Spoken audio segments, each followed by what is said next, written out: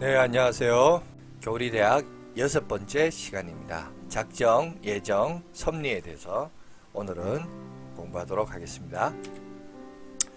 일상에서 교리로 아기가 부모를 이해하지 못하듯 아니 더 큰 간격으로 우리는 하나님의 모든 뜻을 이해할 수 없습니다. 계시의 빛으로 그리스도 안에서 성령의 조명하심으로 우리를 향한 그분의 계획과 일하심을 점진적으로 점차 우리가 발견하고 깨닫는 지혜를 가지고 있죠.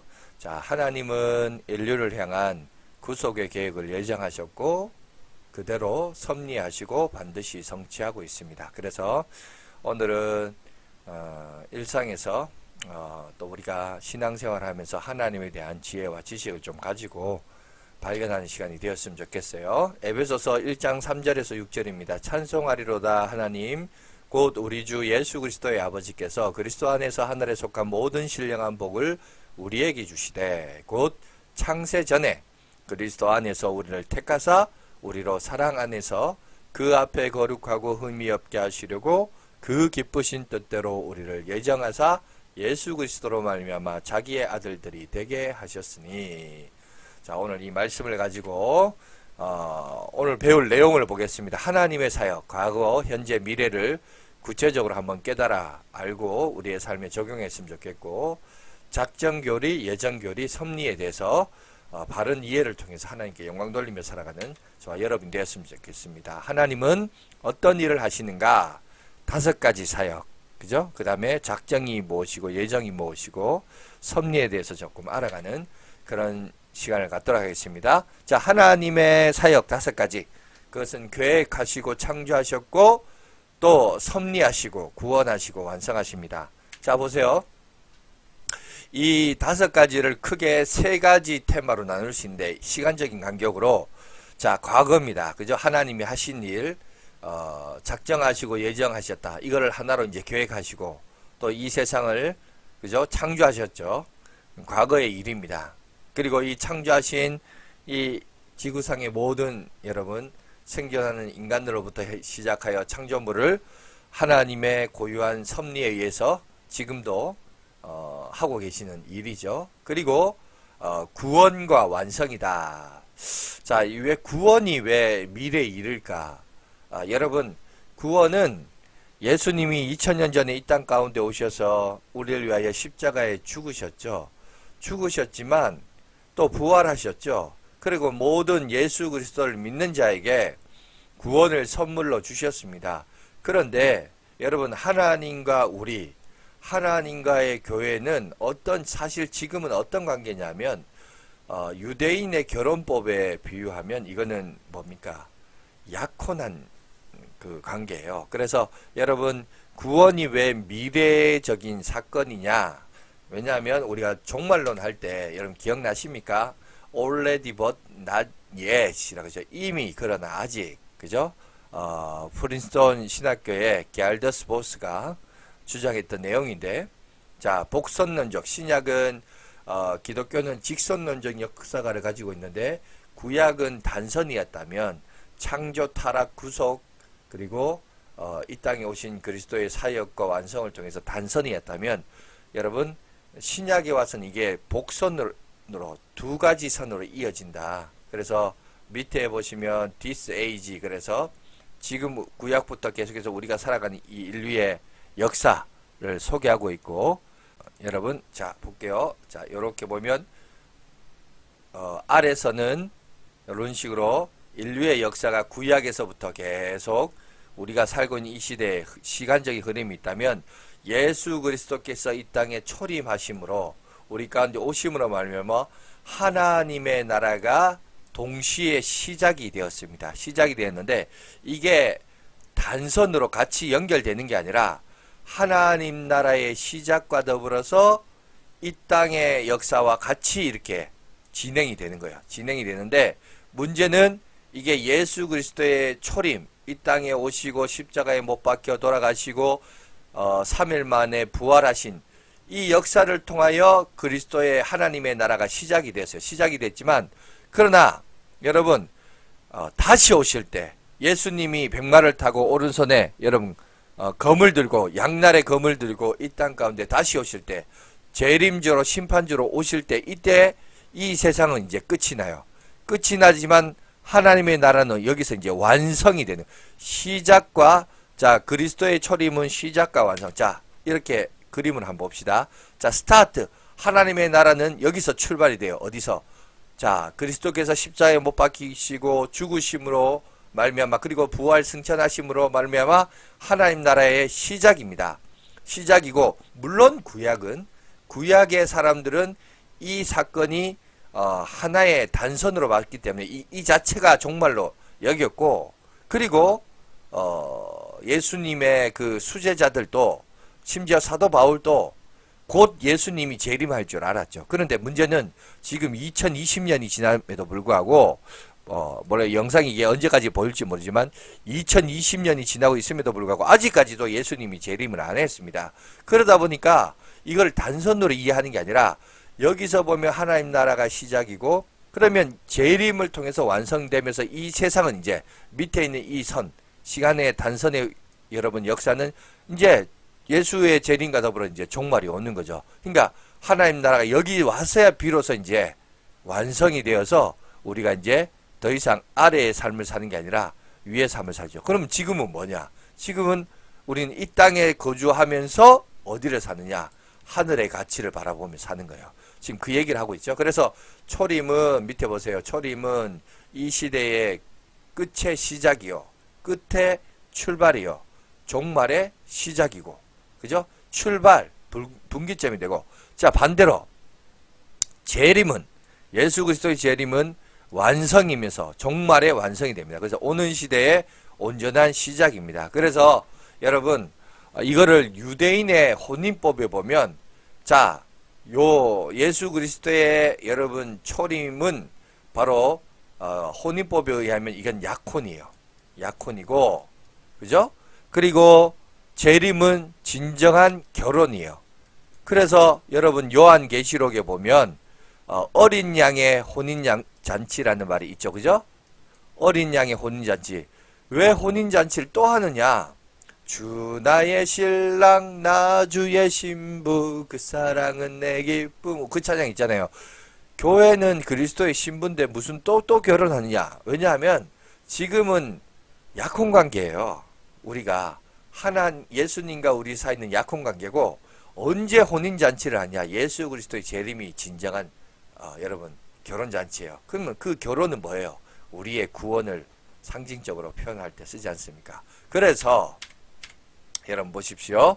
그래서 여러분 구원은 우리 장차 이루어질 미래적인 사건입니다. 그래서 하나님이 하신 일은 시간대로 보면 3가지, 내용으로 보면 5가지 이렇게 구분해서 사용하고 있다는 사실을 기억하시기 바라겠습니다. 자, 다음으로 넘어가겠습니다. 그럼 하나씩 보겠습니다. 작정이란 뭐냐? 자, 작정에 대한 정의입니다. 하나님의 작정이란 창세 전부터 무엇이 일어나야 할지를 주권적으로 결정하신 하나님의 영원한 계획 혹은 목적을 말합니다.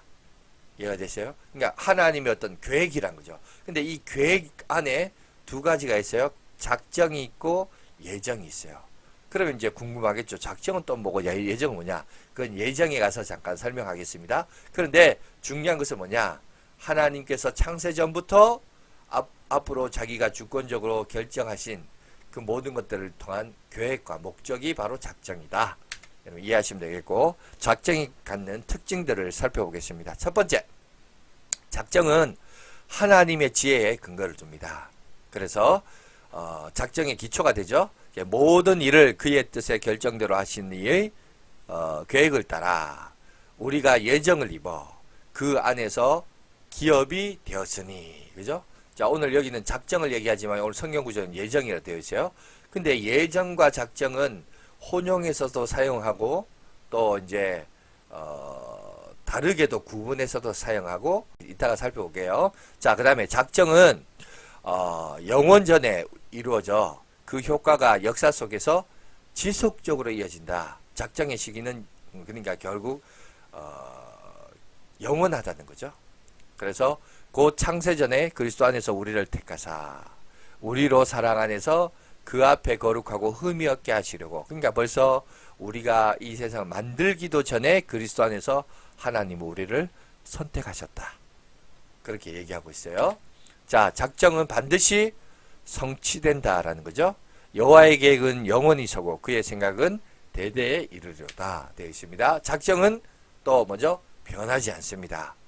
작정의 성격들이 드러나는데 그는 뜻이 일정하시니 누가 능히 돌이키랴. 그의 마음에 하고자 하시는 것이면 그것을 행하시나니 그런즉 내게 작정하신 것을 이루실 것이라. 그래서 한번 하나님이 작정하신 것은 보통 이제 사람은 우스갯소리로 그러잖아요. 아침에 생각이 다르고 저녁에 생각이 다르고 화장실 들어갈 때 마음이 다르고 화장실 나올 때 마음이 다르다는 게 우리 인간인데, 근데 하나님은 한번 작정하시고 계획하신 것은 여러분 영원하게 변하지 않고 여러분 계속 간다. 지속적이다. 자, 다섯 번째, 작정의 성취를 위한 누구 혹은 무엇의 도움을 전혀 필요로 하지 않는다.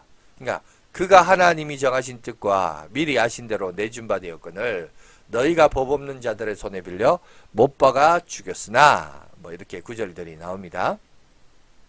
무슨 말이냐면 예수 그리스도에 대해서 얘기를 합니다. 참 여기서도 하나님의 놀라운 비밀과 뜻이 있어요. 그건 좀 이따가 요 구절에 대해서 잠깐 설명을 할게요. 앞에서 다 얘기하면 재미가 없으니까. 자, 6번. 작정은 인간의 선악간의 모든 행위 및 그 밖의 모든 것을 포함합니다. 여호와께서 온갖 것을 그 쓰임에 적당하게 지으셨느니 악인도 악한 날에 적당하게 하셨느니라. 그죠? 그리고 7번째, 작정은 인간의 범죄를 의도적 혹은 강제적으로 실행시키지 않습니다. 다만 인간은 스스로 결정하여 범죄하되 하나님은 그것을 허용할 뿐입니다. 작정의 이제 예인데 요걸 잘 이해하셔야 돼요. 의도적이나 강제적으로 실행시키는 게 아니라 다만 인간 스스로 결정하여 범죄하대로. 왜? 우리가 하나님의 형상을 가지고 있기 때문에. 인간에게 자유의지가 있는데 그 자유의지로 말미암아 어떻게 하셨다? 허용하셨다. 지금 그 얘기를 하고 있는 거예요.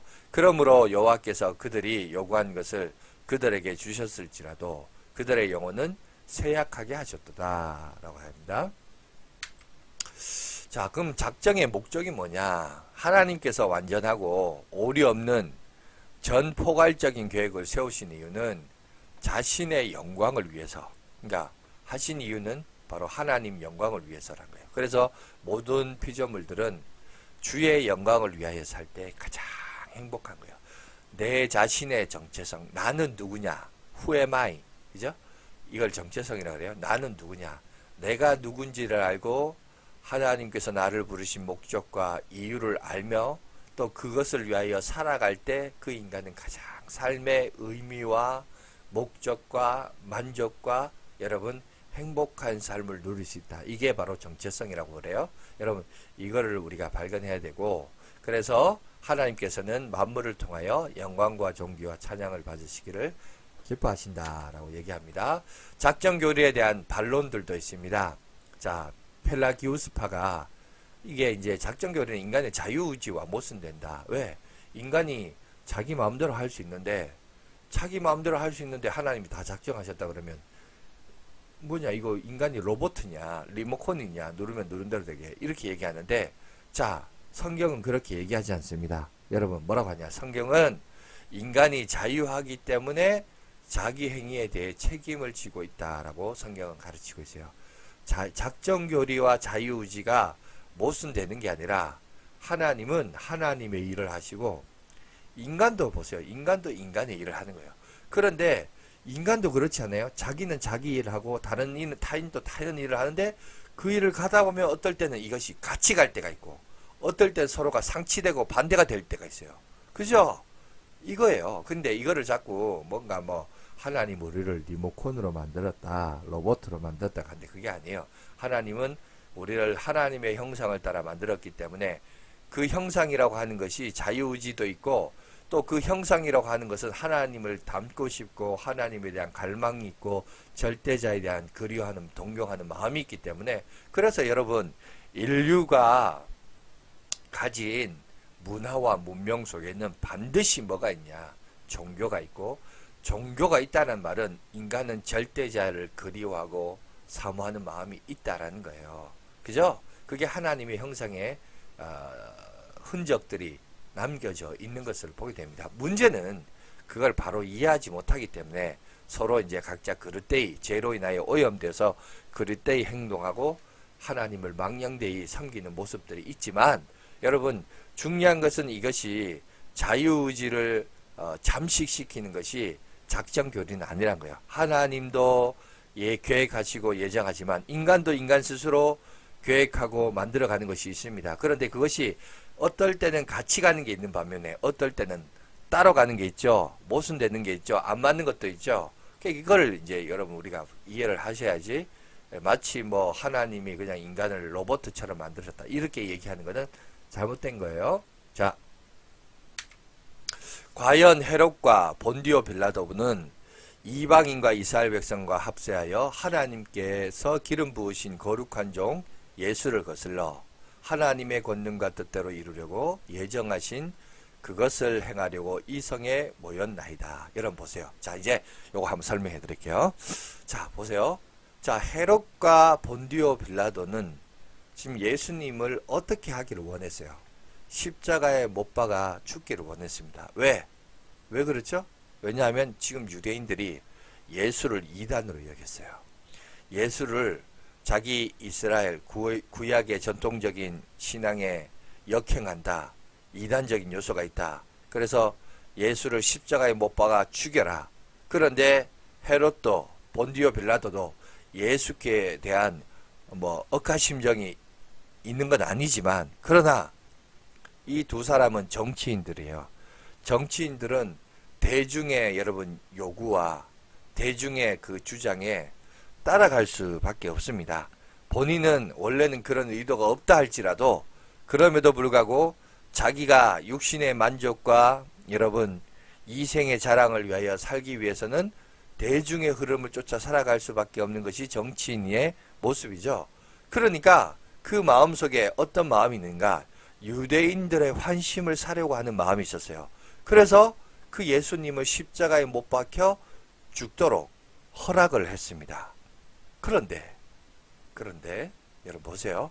하나님이 그의 아들 예수 그리스도를 이 땅에 보내셨죠. 여러분, 하나님이 예수님을 이 땅에 보내신 이유가 뭐죠? 그것은 바로 우리의 죄를 담당하시게 하기 위하여 십자가에 못 박아 죽게 하시려고 이 땅에 보냈습니다. 여러분, 그죠? 결과를 보면 결과는 같아요. 자, 동기는 다른데 헤롯과 본디오 빌라도는 동기는 달라요. 유대인들의 환심을 살려고 정치적인 목적에 의해서 예수를 십자가에 못 박아 죽였다면, 자, 하나님은 인류의 모든 죄를 용서하고 구원하기 위하여 그의 아들 예수 그리스도를 십자가에 못 박아 죽은 거예요.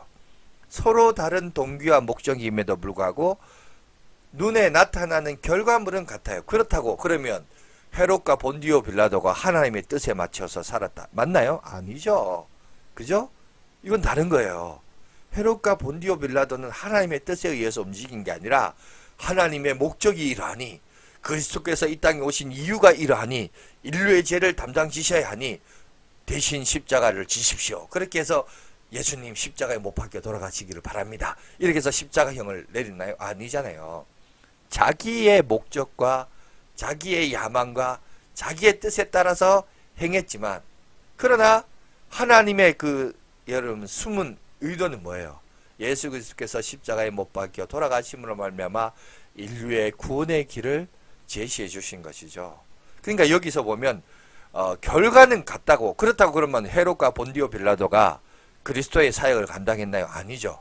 그건 자기 목적에 대해서 잘못된 동기와 목적을 했죠. 그러니까 여러분 나중에 헤롯과 본디오 빌라도가 이 사실을 영적으로 이해했다면 그들도 내가 실수했구나, 내 죄가 크구나, 그리고 예수 그리스도께 여러분 죄사함과 용서를 구하고 예수 그리스도를 나의 구주 나의 하나님을 영접하면 물론 그 죄도 용서함을 받을 수 있습니다. 그러나 과연 그들이 그런 의도로 살았겠습니까?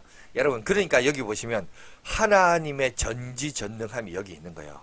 인간은 자기 뜻대로 자기 계획대로 그죠? 자기 뜻과 자기 자유의지로 살았지만 정작 그렇게 살았지만 그 뒤에 보니까 이것이 다 무슨 뜻, 누구의 뜻이었다? 하나님의 뜻이었다.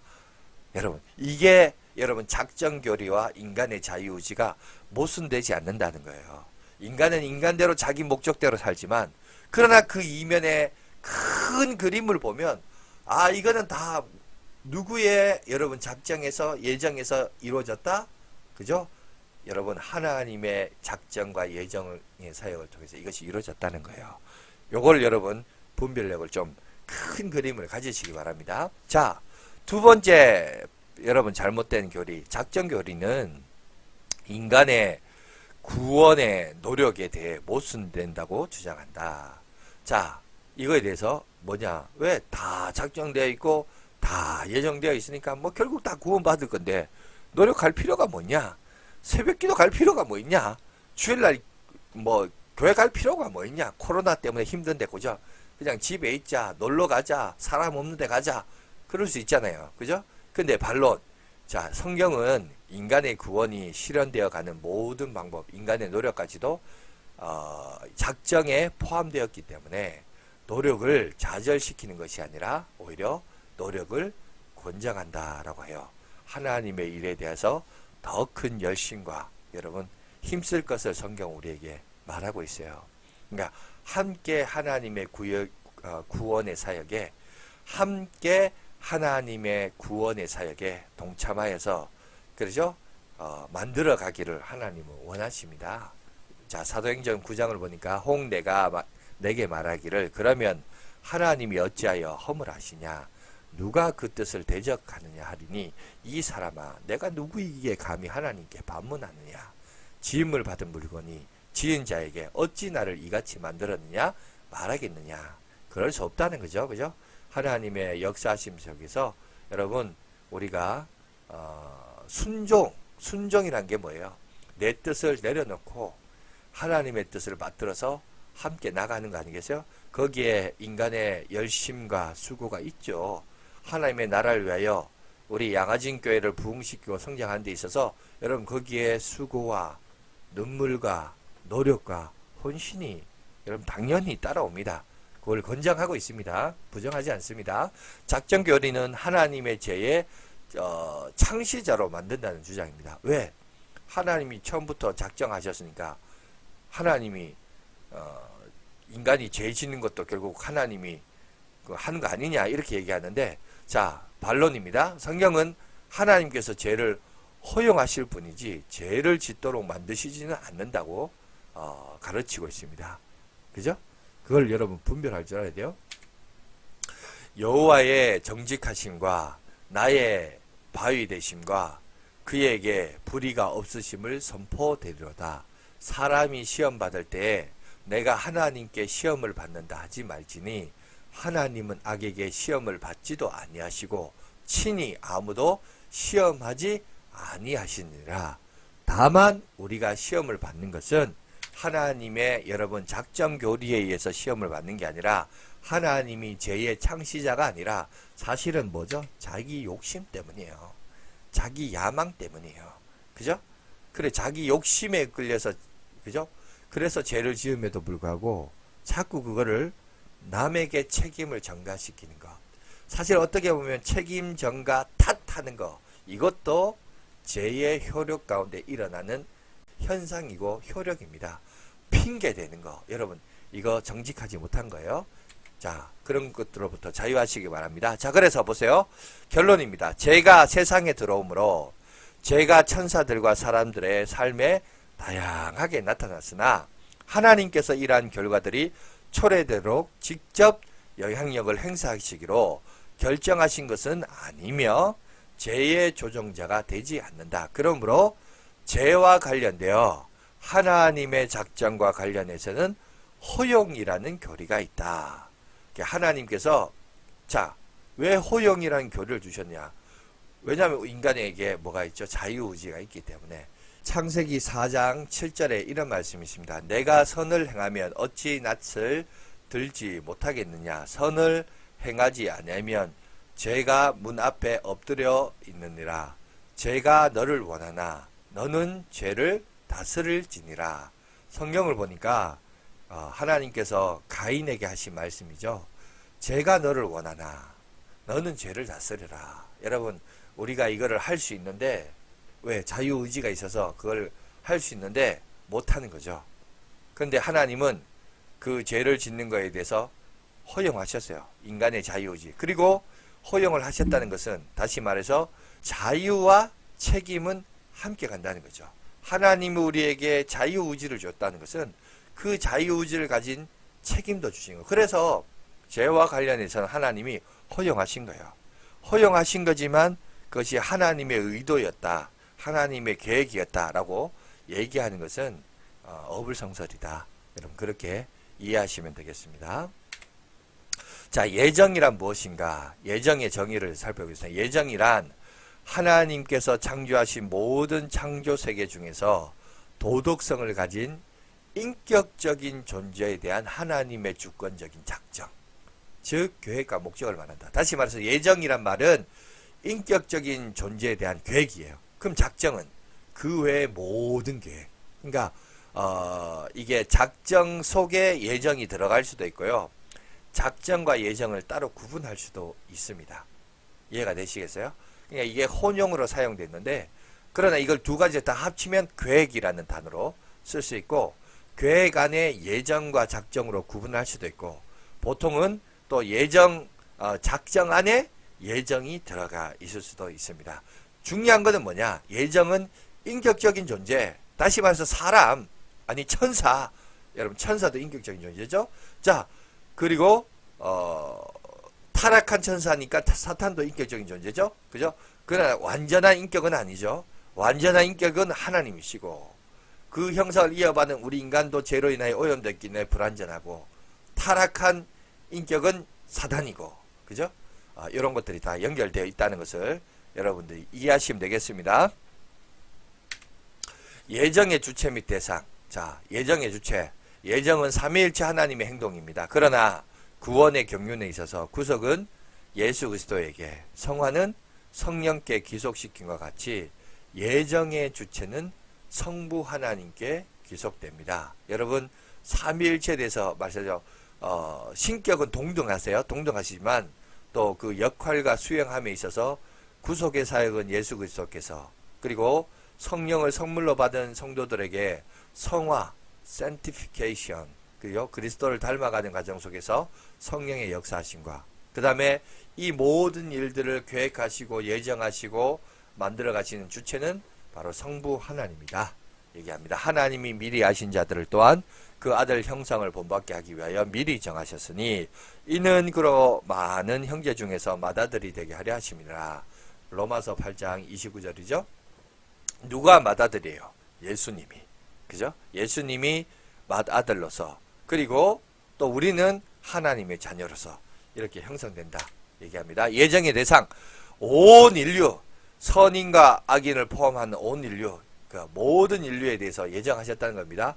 그 자식들이 아직 나지도 아니하고 무슨 선이나 악을 행하지도 아니한 때에 택하심을 따라 되는 하나님의 뜻이 행위로 말미암지 않고 오직 부르신 이로 말미암아 서게 하려 하사 리브가에게 이르시되 큰 자가 어린 자를 섬기려 하였나니 기록된 바 내가 야곱은 사랑하고 에서를 미워하였다 하심과 같으니라. 그러니까 하나님은 벌써 야곱과 에서가 태어나기도 전에 야곱을 선택하셨다는 거죠. 태어나기 전이니까 여러분, 그러니까 어떤 행위도 아니었다는 거죠. 그죠? 벌써 하나님의 예정하심, 선택이 있었다는 겁니다. 자, 모든 천사, 자, 선한 천사와 악한 천사가 있습니다. 선택을 받은 천사와 선택받지 못한 천사가 있습니다. 하나님이 범죄한 천사들을 용서하지 아니하시고 지옥에 던져 어두운 구덩이에 두어 심판 때까지 지키게 하셨으니 하나님과 그리스도 예수와 택하심을 받은 천사들 앞에서 내가 엄히 명하노니 너는 편견이 없이 이것들을 지켜 아무 일도 공평하게 하지 말며 되어 있습니다. 자, 예수 그리스도 하나님의 선하신 기쁨의 특별한 대상, 하나님이 사람에게는 버림바 되었으나 하나님께는 택하심을 입은 보배로운 산돌이신 예수께 나가자 되어 있습니다. 자, 예정의 두 부분입니다. 선택과 유기입니다. 다시 말해서 버림받음을 얘기하죠. 자, 예정은 하나님의 주권적이고 은혜로운 선택과 그 다음에 하나님의 의로운 유기, 버림으로 나뉩니다. 그러니까 은혜와 의로움, 공의라고 하죠. 선택과 유기는 결국 선택은 하나님의 은혜적인 속성, 그 다음에 버리심은 하나님의 공의, 의로운 속성, 거기서부터 나타난다는 것을 보게 됩니다. 자, 선택의 정의. 선택은 인류 중에서 예수 그리스도 안에서 구원하시기로 작정하신 하나님의 영원한 목적입니다. 누구 안에서? 예수 그리스도 안에서. 여러분, 예수 그리스도 안에만이 유일한 구원이 있습니다. 성경이 그것을 증명하고 있고, 그래서 이 성경은 뭐라고 하죠? 특별 계시라고 해요. 그리스도를 통한 구원의 길을 제시하기 때문에. 그래서 구약은 오실 그리스도, 신약은 오신 그리스도, 요한계시록은 다시 오실 그리스도, 그 얘기를 하는 거죠. 모든 주제가 사실은 다 어디에 집약되어 있다? 예수 그리스도 안에서. 그래서 성경이 특별 계시고 일반 계시도 있습니다. 뭐 일반 계시는 요셉이 그 바로의 꿈을 통해서 그죠? 보여줬던 것. 그래서 뭐 7년 풍년이 오고 흉년이 오고 이런 것들이 물론 그런 여러분 일반 계시들도 전부 이제 들어가 보면 또 요셉의 삶을 들어가 보면 다 누구를 예표하죠? 예수 그리스도의 삶을 예표하기 때문에 그렇게 할 수 있지만 하나하나 보면 그 안에 무엇이 숨겨져 있냐면 일반적인 계시들도 보여져 있죠. 그러니까 일반적인 것은 우리가 살아가면서 하나님의 속성과 뜻이 드러났다면 여러분 특별 계시는 그리고 성경은 어디를 집중하느냐? 예수 그리스도를 얘기하고 있어요. 그리고 유일한 구원의 길은 예수 그리스도 안에 있어 있다. 이게 바로 성경이 말하고자 하는 핵심입니다. 자, 선택의 대상. 하나님의 백성으로서 이스라엘 민족의 선택. 자, 여호와께서 내 조상들을 사랑하신 고로 그 후손인 너를 택하시고 큰 권능으로 친히 인도하여 애굽에서 나오게 하시며 하나님을 섬기는 특별 직무회로 사람을 부르시는 개인의 선택. 내가 너를 모태에 짓기 전에 너를 알았고 내가 배에서 나오기 전에 너를 성별하였고 너를 여러 나라의 선지자로 세웠노라 하시기로. 예레미야 1장 5절에 소개되어 있습니다. 하나님의 후사가 될 자녀로서 개인에 대한 선택. 청함을 받은 자들한테 택함을 입은 자는 적으니라 라고 얘기하고 있습니다. 유기입니다. 유기의 정의는 하나님은 인간의 죄를 용서하시고 구원을 베푸시지만 어떤 사람들은 그들의 죄 가운데 그대로 내버려 두셔서 치욕의 형벌과 하나님의 진노를 받게 함으로써 자신의 공의를 나타내시기로 작정하셨습니다. 유기의 이중적인 목적입니다. 중생과 구원의 은혜를 베푸실 때 일부 사람들을 버려두시고 관가하시는 목적입니다. 선택받지 못한 자들의 죄로 인한 수치와 하나님의 진노를 그들의 탓으로 돌리려는 목적을 가지고 있습니다. 이해가 되시겠죠? 뭐 설명이 필요 없을 것 같습니다. 하나님의 선택과 유기에 대한 바람직한 이해, 성경의 큰 흐름에서 우리가 이해할 수 있고 선택받은 자와 선택받지 못한 자의 반응, 감사하거나 항의하거나 그럴 수 없다는 거죠. 선택받은 자들이 취할 태도는 전도하는 거예요.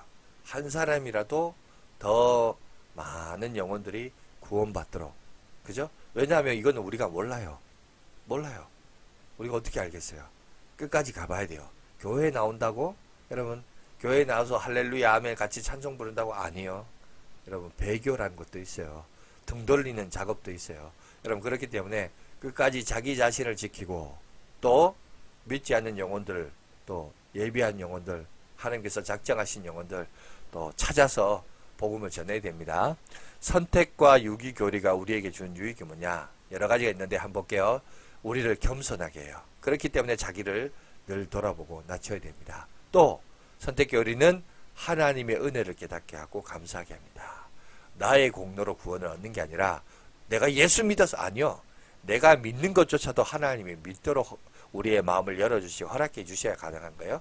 선택교리는 하나님을 바르게 알고 풍성하게 예배하도록 합니다. 그래서 우리의 예배는 감격이에요. 의무가 아니에요. 억지로 하는 게 아니에요. 인색함으로 하는 게 아니에요. 하나님은 그런 예배도 받지 않아요. 교회 목사야 안 오는 교인들 와서 함께 예배 드니까 기분이 좋을지 몰라도 하나님은 억지로 하는 거, 여러분 은혜의 보좌 앞으로 나가는 건데 여러분 거기에 억지함이 있고 인색함이 있겠어요? 여러분 우리가 예배를 통한 풍성함을 여러분 감격을 경험하시기 바랍니다. 그리고 전도와 선교를 촉진시킵니다. 열심을 해야 되죠. 한 영혼이라도 선택한 영혼들을 하나님 앞에 구원시키도록 여러분 나가야 됩니다. 또한 구원의 확신을 갖고 담대하게 살아가도록 하고요. 그 다음에 능력 있는 기도를 하게 하고, 또 유리교리는 하나님의 목적이 반드시 성취될 것이라는 확신을 우리에게 줍니다. 또 유리교리는 구원이 오직 하나님의 은혜로 된 거다. 그리고 인간의 어떠한 공로나 노력도 구원에 기여하지 못한다.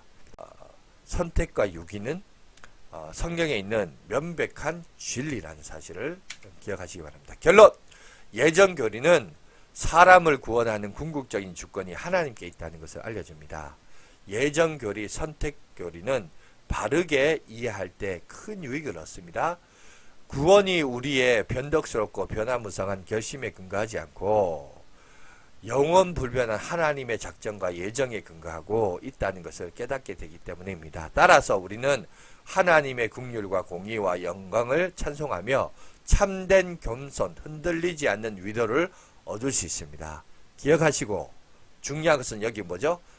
가운데 보시면 변덕스럽고 변화무쌍한 우리의 결심, 아침에 생각, 저녁에 생각하는 우리의 마음에서 근거하지 않고 하나님의 작정과 예정에 근거합니다. 그렇기 때문에 여러분 늘 하나님의 그 은혜를 붙들고 살아가시기 바랍니다.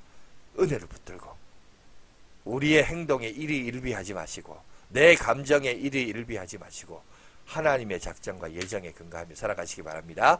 자, 이제 섭리에 대해서 보겠습니다. 섭리에 대한 정의. 섭리란 하나님이 창조하신 우주 만물의 모든 피조물들을 보존하시며 그 우주 만물이 당신의 목적을 향하여 움직이도록 다스리시고 운행하시는 하나님의 사역을 말합니다. 섭리의 대상 모든 우주입니다. 그 다음에 물질적인 세계에서 이제 하나님의 섭리가 나타나죠. 여호와께서 그의 보좌를 하늘에 세우시고 그의 왕권으로 만유를 다스리시도다. 자, 동물계도 보면 공중의 새를 보라. 심지도 않고 거두지도 않고 창고에 모아 들이지도 아니하되 너희 하늘 아버지께서 기르시나니 너희는 이것들보다 귀하지 않느냐. 민족들의 일도 민족들을 커지게도 하시고 다시 멸하시기도 하시며 민족들을 널리 퍼지게도 하시고 다시 끌려가게도 하시며 이렇게 하나님 섭리하시죠. 사람의 출생과 운명도 마찬가지입니다. 그러나 내 어머니 태로부터 나를 택정하시고 그의 은혜로 나를 부르시니가 그의 아들을 이방에 전하게 하기 위하여 그를 내 속에 나타내시기를 기뻐하셨을 때에 내가 곧 혈육과 의논하지 아니하였다. 그죠? 얘기하고 협의해서 된 게 아니란 거죠. 인간의 성공과 실패도 마찬가지입니다. 무릇 높이는 일이 동쪽에서나 서쪽에서 말미암지 아니하며 남쪽에서도 말미암지 아니하고 오직 재판장이신 하나님이 이를 낮추시고 저를 높이시느니라. 7번째, 우발적인 듯한 사소한 사건. 여러분, 이 세상에서 일어나는 모든 일들은 우연찮게 우연히 어쩌다 보니 여러분 그렇게 발생하지 않습니다. 모든 것이 하나님이 섭리 안에 있어요. 그래서 여러분 에스더 6장 1절에 있는 말씀도 보세요. 그날 밤에 왕이 잠이 오지 아니하므로 명령하여 역대 일기를 가져다가 자기 앞에서 읽히더니, 그러면서 잠이 안 오게, 왕이 잠이 안 오는 것도, 그리고 역대 일기를 읽도록 하는 것도 하나님의 섭리 가운데 있게 하는 거죠. 그래서 모르드게의 과거의 행적들이 드러나는 것을 보게 됩니다. 자, 룻기도 보면 룻이 가서 뵈는 자를 따라 밭에서 이삭을 줍는데 우연히 엘리멜렉의 친족 보아스에게 속한 밭에 이르렀더라. 여기도 보면 우연이라고 하지만 사실은 인간은 우연이라고 표현할 수 있어도 하나님은 이면 가운데 섭리하시고 역사하셔서 그것들을 이끌어 가시는 놀라운 고백이 있다는 거죠. 의인도 보호하십니다. 여호와여 주는 의인에게 복을 주시고 방패로 함과 같이 은혜로 그를 호위하시리이다. 악인의 적발과 형벌도 마찬가지예요. 악인에게 그물을 던지시리니 불과 유황과 태우는 바람이 그들의 잔의 소득이 되리로다 라고 얘기합니다. 하나님의 백성의 필요에 대한 공급도 있습니다. 나의 하나님이 그리스도 예수 안에서 영광 가운데 그 풍성한 대로 너희 모든 쓸 것을 채우시리라 라고 말씀하고 있습니다. 기도 응답에도 나와 있어요. 자, 그가 환난을 당하여 그의 하나님 여호와께 간구하고 그의 조상들의 하나님 앞에 크게 겸손하여 기도하였으므로 하나님이 그의 기도를 받으시며 그의 간구를 들으시사 그가 예루살렘에 돌아와서 다시 왕위에 앉게 하시매. 그래서 그 기도의 응답을 통하여서 역사하는 놀라운 고백을 오늘 우리 가운데 말하고 있음을 보게 됩니다. 자, 섭리의 세 가지 요소를 한번 살펴보도록 하겠습니다. 자, 보전입니다. 존재와의 관계입니다. 자, 하나님이 만물을 창조하실 때 부여하신 특성과 능력에 따라서 그 만물을 유지하시는 또 하나님의 계속적이고 지속적인 사역을 말하죠. 자, 보전과 그래서 이는 하나님의 영광의 감체시요 그 본체의 형상이시라. 그의 능력의 말씀으로 만물을 붙드시며 죄를 정결하게 하는 일을 하시고 높은 곳에 계신 지극히 크신 이의 우편에 앉으셨느니라. 협력, 활동과의 관계입니다. 자, 피조물이 계속해서 행동할 수 있게 하거나 활동할 수 있게 역사하시는 하나님의 협동과 신적인 권능을 의미하고요. 아모스에 보시면 성읍에서 나팔을 울리는데 백성이 어찌 두려워하지 아니하겠으며 여호와의 행하심이 없는데 재앙이 어찌 성읍에 임하겠느냐. 또 마태복음에 이는 하나님이 그 해를 악인과 선인에게 비추시며 비를 의로운 자와 불의한 자에게 내려주심이니라 하겠어요. 또 통치, 인도와의 관계입니다. 통치하시는 하나님의 만물을 자신의 계획과 목적에 따라 주권적으로 다스리시고 자신의 신성한 목적을 이루기 위해 행하시는 지속적인 활동을 의미합니다. 왕의 마음이 여호와의 손에 있음이 마치 분물 같아서 그가 임의로 인도하시니라. 대저 여호와는 우리의 재판장이시요 여호와는 우리에게 율법을 세우시니요 여호와는 우리의 왕이시니 그가 우리를 구원하실 것임이라 라고 합니다.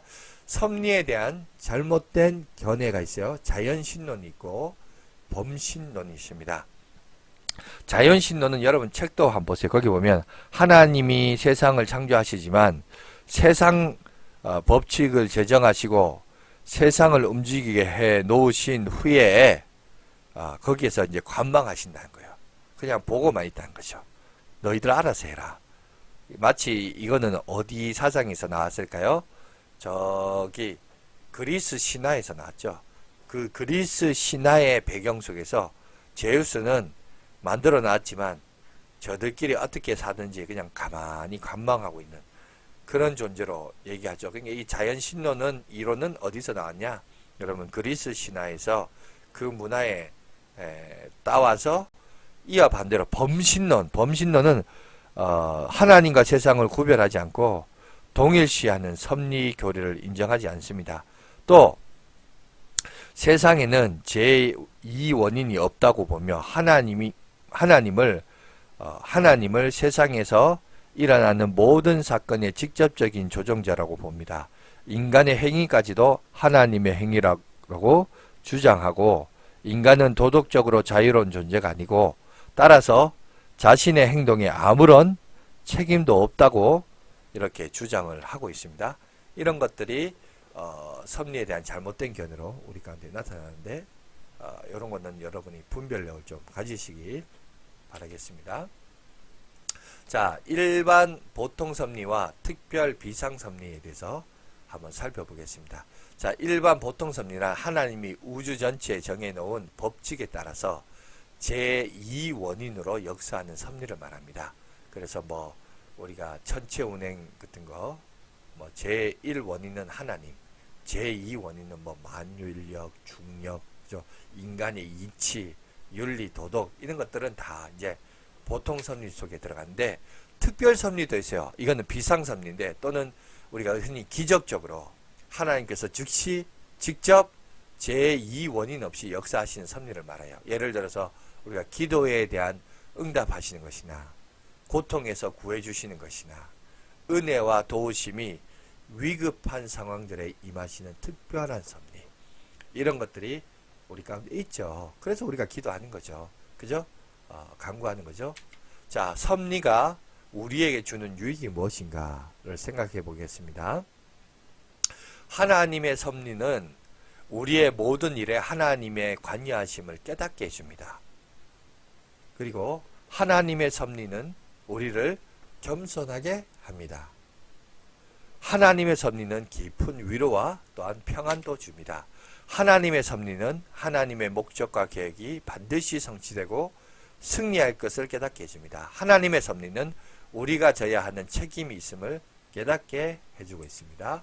섭리에 대해서 살펴보겠습니다. 자, 특별, 비상섭리 또는 이적들의 성질을 보면 섭리 속에서 이적은 중요한 위치를 차지합니다. 이적은 하나님의 초자연적인 역사로 제2원인의 중재 없이 성취되는 하나님의 사역을 말합니다. 자, 2번 이적들의 가능성. 여러분 얼마든지 이적은 일어납니다. 하나님 앞에 치유에 간구하시는 역사를 구하면 반드시 일어납니다. 열린 마인드를 가지고 하나님의 도우심과 은혜를 바라보면서 기도하며 나가는 저와 여러분이 되었으면 좋겠습니다. 성경의 이적들의 목적, 성경의 이적들은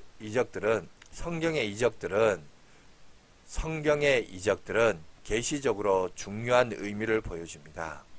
이적들은 그것들이 종종 예표하고 상징하는 구속의 경륜과 관련되어 있으며 하나님의 창조 사역을 침해하는 것이 아니라 오히려 그것을 회복하는 것을 목표로 합니다. 그러니까 여러분 성경에 나타난 이적과 목적을 자세히 보시고, 여러분 우리도 이 시대가 포스트 모더니즘은 영성을 강조해요. 여기서 영성은 기독교 영성을 말하는 게 아니라 다른 타 종교의 영성도 말해요. 여러분 안 믿는 사람도 박수무당도 이적을 해요. 여러분 작두 위에 올라가지고 여러분 날카로운 칼 위에 올라가서 춤추는 거 보세요. 여러분 그거 쉬운 거 아닙니다. 그런데 세상이 마귀가 주는 이적과 하나님이 우리의 삶을 통해서 이루고자 하는 이적은 차이가 있어요. 특별히 구속의 경륜과 관련돼서 구원 사역과 관련돼서 이적은 얼마든지 많이 일어납니다. 그래가지고 여러분 흔히 이제 복음이 잘 알려지지 아니하는 선교사님들, 또 악한 세력에 눌려있는 여러분 그런 지역에는 오히려 이런 초자연적인 현상들이 참 많아요. 그런 사건들이 사실 많다라고 얘기해요. 그 왜 그러냐? 여러분 왜냐하면 하나님의 구원의 사역이 이 땅에 임하도록 하기 위해서 그 당시의 세계관과 주변의 인물들은 여러분 하나님에 관한 지혜와 지식이 없기 때문에 이 이적을 통하여 하나님의 신적인 신에 대한 인식과 지혜가 그 사람들에게는 그것으로 탁 가두어져 있기 때문에 그것을 통해서 예수 그리스도가 구원자의 심을 보여주기 위하여 하나님이 특히 선교의 현장 속에 이런 역사들이 참 많습니다. 물론 뭐 우리가 살아가는 이 시대에도 그런 치유 집회들이 있기는 하지만 많이 조작된 가능성도 많고요. 무엇보다도 이것이 어디와 연결되어야 되느냐? 하나님의 구속의 사역, 구원의 사역과 연결되어질 때 하나님이 역사하시는 은혜가 있습니다. 여러분 이런 것들을 좀 분별력을 가지셔서 이적에 대해서는 바른 지혜를 가지고 살아가는 저와 여러분이 되었으면 좋겠습니다. 교리와 함께 살기. 창세절에 우리를 택하신 하나님을 묵상할 때 나에게 어떤 위로와 감동이 되는가? 그리고 나 같은 죄인을 예정하시고 구속하신 하나님의 사랑을 묵상할 때 나의 문제를 넘어 계신 하나님을 찬양할 수 있는가? 또 하나님이 나를 향하신 목적과 부르심 앞에 영광 돌리며 살아가는 저와 여러분들이 되시길 간절히 바라겠습니다. 수고하셨습니다. 감사합니다.